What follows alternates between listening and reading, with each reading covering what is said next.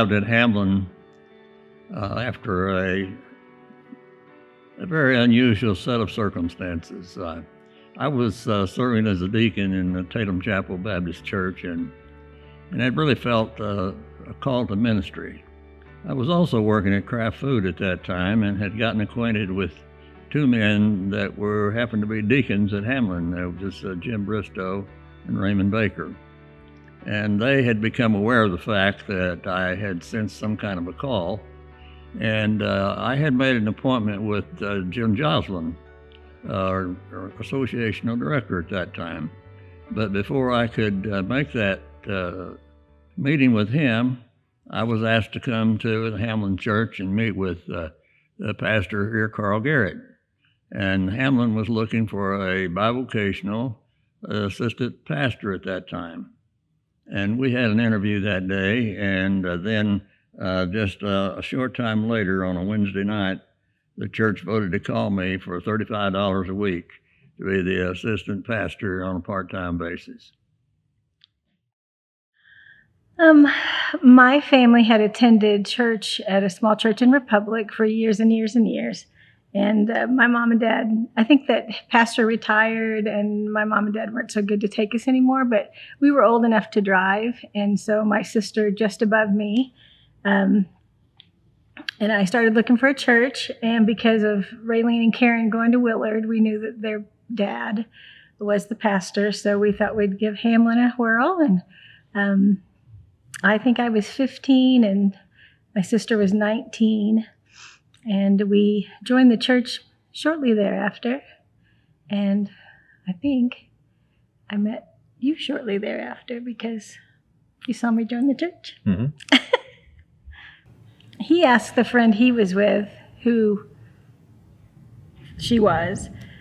And my sister and I were both down there. So I think she started describing Debbie, my sister.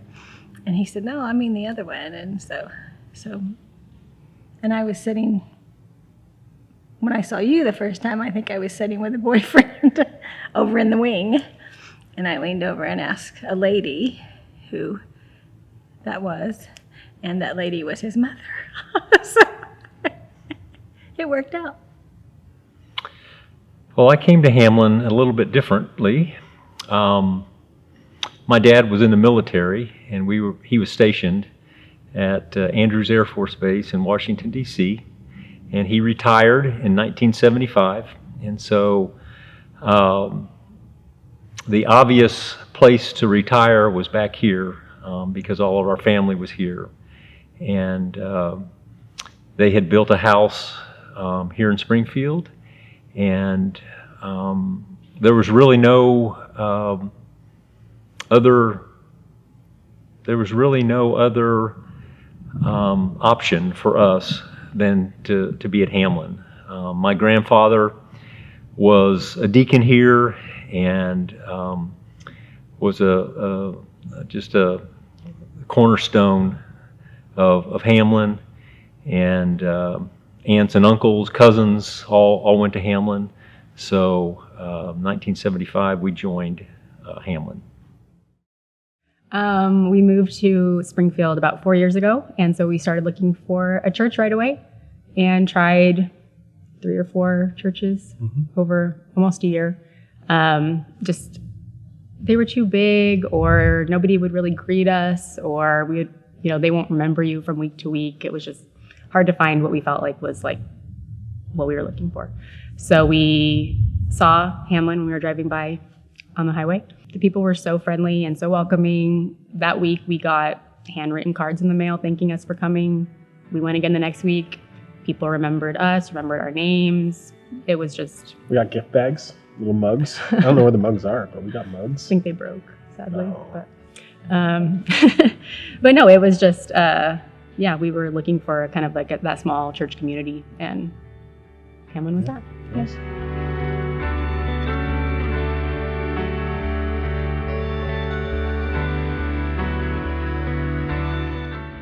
Well, I thought about that today, and for a long time, as far as the church functioning and the worshiping was concerned, we pretty well were doing church the same way. there wasn't a whole lot of things that we expect in our services today taking place at that time. And so we pretty much were just, I wouldn't say high church, but we were old church. And we, of course, did eventually have to go to 2 services because of the increase in attendance. We were very grateful for the growing church at that time, and we thought about various things that we could do to improve our relationship with the community, which I thought we were able to do, and especially over a period of time, and I think especially after we built the Christian Life Center, we had an increased community relationship, and especially with Reed Junior High School during that period of time. And so I just think that there were just a good many things that was going on that were pluses, and you could sense that it was the Lord's leading.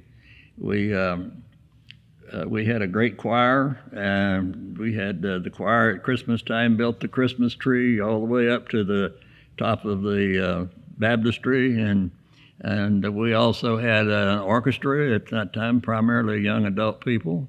And so it was really a great time, and the atmosphere was pretty good, continuing through the entire period. But over a period of time, of course, our community changed so much that it also had an effect on the ministry of our church.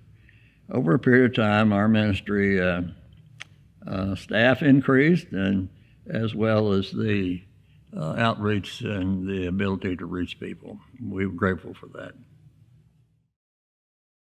I think when I joined back in 1975, I can remember the church being a very community-driven, oriented church. The people in that community went to Hamlin, and the other thing that I remember about it is there was an abundance of elderly people in that church, and it was very traditional, and that was okay. And so over the years, as those generations have kind of gone before us, the church and the community changed. And we went from being a community church to being an inner city church. And once we discovered we were an inner city church,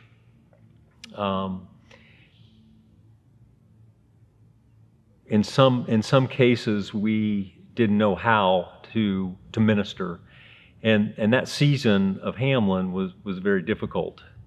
And we came to an understanding that being an inner city church was going to be very difficult for our small congregation. And so we decided to look at other avenues of what the options were for us as a church. And the Lord opened a door for us to kind of pass the baton from Hamlin to the Dream Center.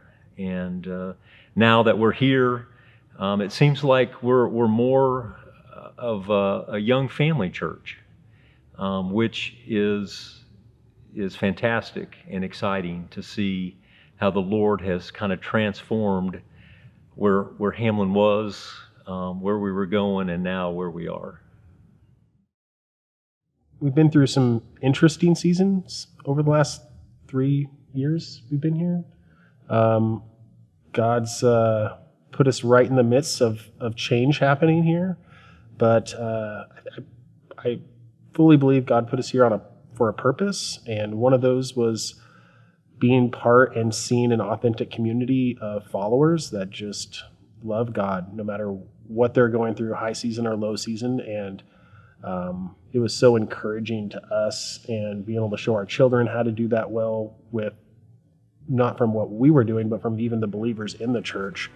And so it was just a great time and healing and different stages in a short period. And it's so encouraging to see who Hamlin is in their heart. And I think we really saw that over the few years we've been here, which just encourages us to be here longer.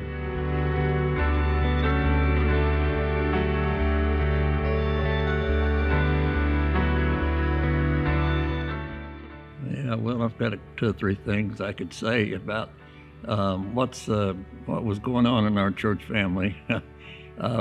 One that's been so talked about over the years so many times, but I was getting ready to baptize a little boy by the name of Jimmy Bridwell. And we were in the dressing room with one of the deacons, and he was ready to get in the water. And about that time, a mouse ran out from somewhere in the corner, and he landed in the baptistry. And so the mouse is going back and forth in the baptistry, and of course Jimmy is just thinking it's hilarious. And I thought that we're going to have to do something. And so I finally just stepped down in the water, and when that mouse came by me, I cupped my hand under him and sent him out the door on the other side. But Jimmy will never forget that. He always thought that was the most hilarious thing. There was another similar, I think, in a way. One Sunday morning during church, and of course, with the old building, you had a center aisle, and then you had an aisle across the back, and then you had seating beyond that. And one Sunday morning, I caught a glimpse of something up running across the back of the church there in that one aisle from east to west. And very shortly, we realized that it was a squirrel. And this squirrel had captured most of the attention of the people that were there because it was like watching a tennis match. He'd go back and forth across the auditorium. And finally, one of our staff members was able to catch him, and we disposed of him. One other event wasn't funny, but Pastor Garrett was sick, and he'd asked me if I would be responsible for the Wednesday evening Bible study and prayer time. And we had, I think, just finished our Bible study time when suddenly there were double doors on the auditorium there in the old building, and the double doors came into the auditorium, and to my left, I was standing at the front, and to my left, those double doors swung open, and a fella came through with a rifle in his hand, and he said, "This is a stick-up." And he said, "I want your money. I need your money for dope." And everybody's kind of petrified for a minute, I guess. And that Wednesday night, we had a Wednesday night dinner, and of course we had some money that came in from that. And so I called to John Eisenhower, and I said, "John, how much money did we get tonight?" And I don't know. I think he said $30 or something. That guy said, "That ain't near enough." He said, "You guys everybody in this room start getting your money out." And he said, "I don't want any $1 bills either." And I thought, "Oh my Lord, here I am standing at the front looking at him, and I've only got about 3. And so one of our men started to rise up to get to his billfold, and he swung that rifle around, and he said, "I said for everybody to stay seated and you sit down." And so he took a collection that night.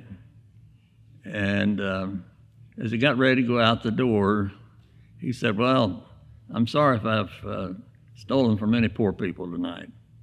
And he warned no one in our group to get up, because he said, "I've got a guy watching outside for me," and he said, "Don't you go out this door." And so one of our men did after he was gone. Praise the Lord, there wasn't anybody standing out there with a weapon. Sometime later, 3 or 4 days later, there was a holdup up on Commercial Street in another business. And I told my wife, I said, "That's exactly the same guy that came into our church." And I think it was about 2 or 3 weeks later, he was arrested in West Plains, Missouri, because somebody that knew him thought it was wrong for him to rob a church. And so he was turned in, and he's, as far as I know, he may still be in the state penitentiary. There are lots and lots of fond memories, but one particular time, Terry and I were serving as youth leaders during an interim period, And we started doing, to get on Wednesday nights, I believe, is it Wednesday? To get the more youth to attend, we started a Survivor activity once a month, I believe. And it was realistic Survivor challenges. We had buffs. We had a tribal council at the end. We spent hours and hours on Sunday mornings before Sunday school planning with our planning committee, and then spent a day usually setting up for those activities before. And it was just a really fun, so much fun, laughing and giggling with the kids when they were silly things and breaking things and shooting things and all kinds of activities that were really fun. The youth group grew quite a bit because they saw how fun it was if they came once and they would invite their friends, and it grew. It was fun. We had the college and career were the tribal councils, so that was fun too. We all had shirts and buffs and the whole bit. One funny story, at our old church, the baptistry was above the choir. And so every Sunday back then we had a choir, and it was a rather large choir. And I just remember one particular young man that got a little excited in the baptistry when he went under. And when he came up, he was splashing, and it was like a tsunami that came over that glass into the choir loft. And I just remember people in the choir sitting there thinking, "Oh my goodness, what has just happened?" And they're drying their sheets of music off, and so that choir or that baptistry was quite fun sometimes, being in the position it was. More than a fond memory, I couldn't think of like one specific thing, but my favorite event that we do every year is the Operation Christmas Child boxes. I really love coming all together as a church, and we all come in, and it's all festive and Christmassy, and we're putting these boxes together for kids and writing little cards to tell them about Jesus, and it's just like a really fun event that I think we do every year. And everybody does. I think everybody back in these classrooms, older Hamlin, the children, all the parents, and it's just a really cool. It is a really cool event. It's a cool event. I like it. Yeah. In the short amount of time, probably has been the men's event last year. I look upon pretty fondly. We did some skeet shooting and amazing barbecue from Pat, and then we did some music, and I think at the end, having a lot of the youth there, John Yates brought out 2 flamethrowers, and the kids just got to shoot flamethrowers at the river, and man, it was a blast. So they just loved it. It was, just manly, awesome event. And just seeing the kids, seeing a 12-year-old's face light up because there's a flamethrower involved, I mean, it was pretty amazing. So.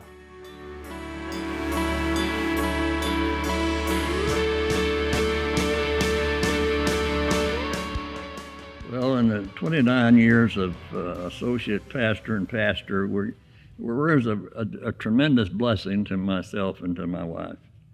The generosity of this church was just unbelievable. They got a love offering together. I don't know if it was for one of our anniversaries or what, but they raised enough money to buy us a new car.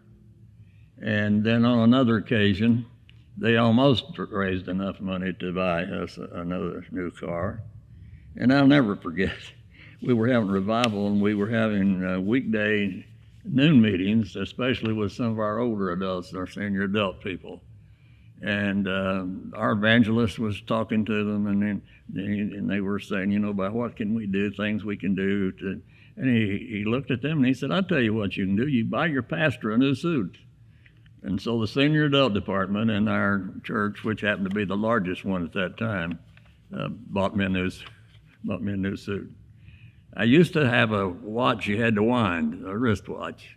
and I couldn't get a hold of that. The little stem piece had broke off, and so I'd go down to the janitor's closet because there was a pair of pliers down there, and I could wind it. And someone saw me doing that one day, and I walked into the office one day, and there was a new watch on my desk. But there were just numerous things like that the church did for us, and it was just a wonderful experience, primarily in personal relationships, that we still experience. I think just in general, having people come alongside us and raise our girls and help us as young adults learn how to be adults and learn how to love the Lord and how to make our lives show other people that we love Jesus. And so having those people alongside of us as young adults raising a family and struggling monetarily and stress-wise and trying to hold down 2 jobs and raise our kids, it was just so comforting to build those relationships with people older than us and that are still in the church today that we look up to, and we minister to those folks now. Some of those folks are in our joy group, so we're turning it around a little bit now where we minister to them as well as them minister to us. But it's been such a blessing to have those God-fearing, stable people just alongside us, just side by side, helping us through life in general. Yeah, I think the different stages in our life that we went through at Hamlin, and especially going back to when we had children, we always tried to be invested in where our kids were. And so when they were in the nursery, we tried to invest in the nursery. And when they were 3-year-olds, we tried to invest in that by teaching 3-year-olds. And as they went through elementary, we tried to support that end of the church. When they became youth, we wanted to be involved. And when they were in college and career, we tried to be a part of that. And now that they're gone from this church, and now we find ourselves as older adults, then it's been a blessing for us to now be associated with the older adults in our church. And kind of a plug for our older adults, they are the cornerstone. They have paved the way for the newest generation at Hamlin. One of those older adults that at one point we were struggling financially, and one of the older adults I was like right at $100. And I don't think we'd shared it with anyone. And one of those older adults came to me and handed me a $100 bill and said, "I just felt like you needed this. And the only thing I ask is that once you use this, I want you to give again to someone else when you have it, when you can. If you continue to do that throughout your life, that would be a blessing to me."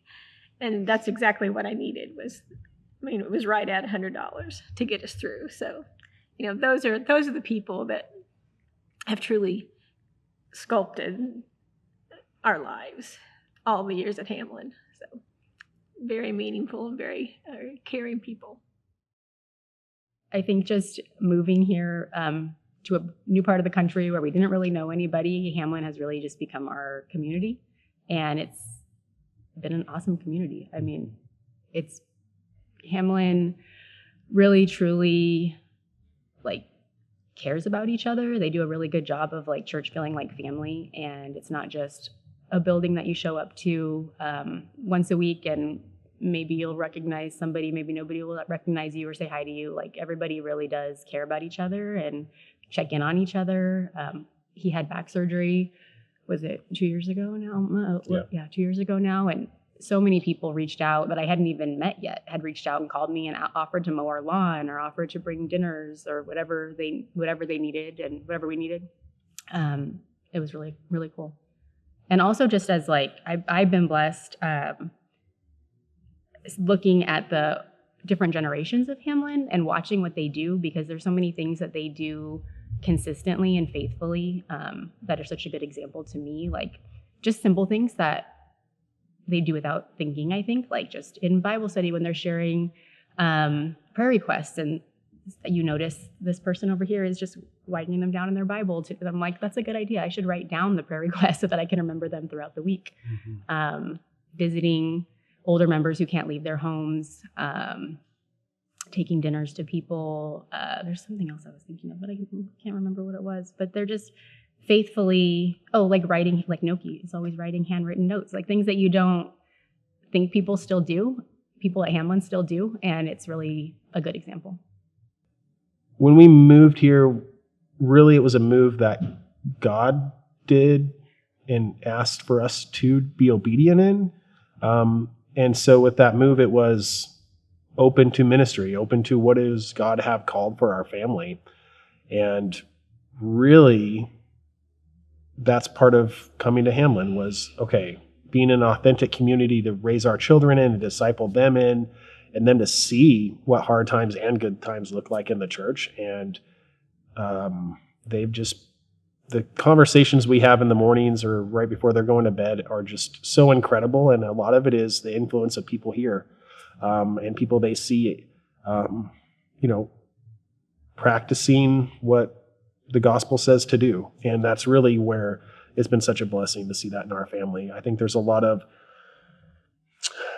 generations of families that don't, especially right now, where they're not going to church. Their kids aren't going to church and they go to college. They don't be a part of the family. And we saw that at a church we were attending, and the children weren't coming. It'd be like the parents went and then the children left, and then they went to college and then they didn't come back, or they weren't participating in the church. And it was so refreshing of why is Hamlin different and why are there so many multiple generations and young families here? What are they doing differently? And it really came down to that authentic love for Christ, and people can see that, and so just been pretty great.